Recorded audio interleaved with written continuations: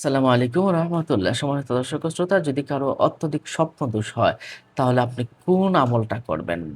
স্বপ্নদোষ যদি বেশি হয়, অনেকের স্বাস্থ্য-টাস্থ্য ভেঙে যায়। আমার কাছে এমনটা অনেকেই বলে। আপনি শোয়ার সময়ে আপনি অ্যা এই আমলটা করবেন। সূরা তারিক, "ওয়াস-সামাই ওয়াত-তারিক, ওয়া মা আদরাকা মাত-তারিক, আন-নাজমুস সাকিব।"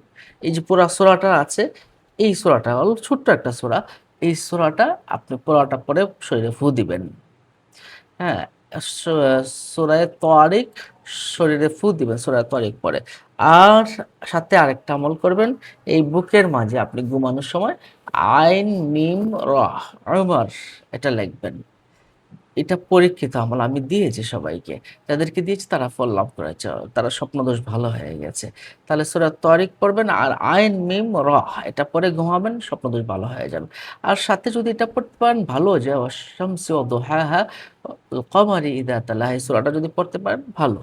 আর না পড়লে সূরা তারিক এবং বুকে ওমর এটুকু লিখে আপনার কিন্তু হয়ে যাবে। ঘুমিয়ে যান, হয়ে যাবে ইনশাআল্লাহ। অন্য মুমিন সবাইকে জানাতে শেয়ার করে দিন। ভালো থাকুন। আসসালামু আলাইকুম।